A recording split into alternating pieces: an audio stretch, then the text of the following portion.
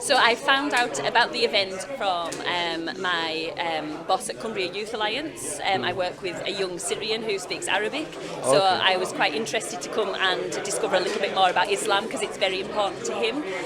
I was extremely welcomed as I've arrived at the event. My child has been made very welcome. I've spoken to some extremely interesting people because there's a lot of negativity about Islam in the press often, and it very much shows in this exhibition that it's all about peace, which is very nice to hear.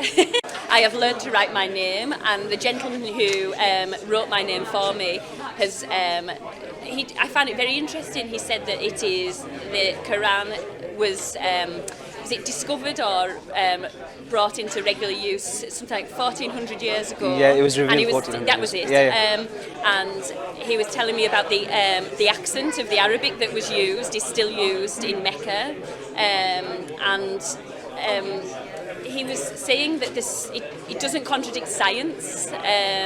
So he was explaining he's a dentist and he, in theory, could use the science from the Quran is still relevant now, which I found fascinating. I would quite like to go and discover more about that. Yeah. The other thing that I found extremely interesting is I work with a lot of young people with mental health problems. And the gentleman who was writing my name for me was explaining that I thought it was lovely that this 17, he was 17 when I started working with him, he's now 18, and Islam is just part of his life, which in the UK it's almost embarrassing to have a religion. For a lot of the young people I work with, they don't have a religion, they avoid religion, whereas for this young man it's so important in his life. And I think that's lovely. And the gentleman I was talking to said, it's just a way of life. It's part of growing up. One of the things that you have there to help you become more resilient, which is, a really important thing. And true. I don't mean that necessarily Islam is missing from everybody's lives, but there is something missing.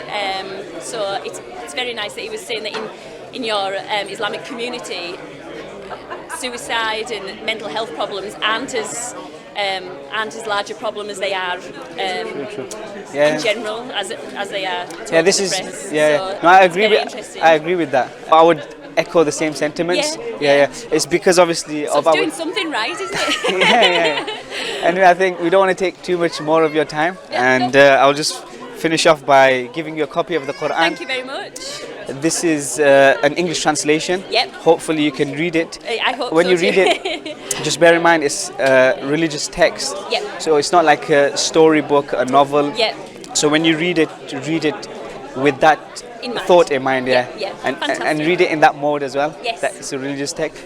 But thank you for putting on an exhibition like this in this area. I think no problem. Thank you. Often you're given a bad name in the press, this religion, and it's unfair. No, but that's the main purpose of these type of exhibitions, to explain to everyone, inform the true teachings and the peaceful teachings, what Islam really is. No, and it was a pleasure meeting you. Thank you. Take care. Okay.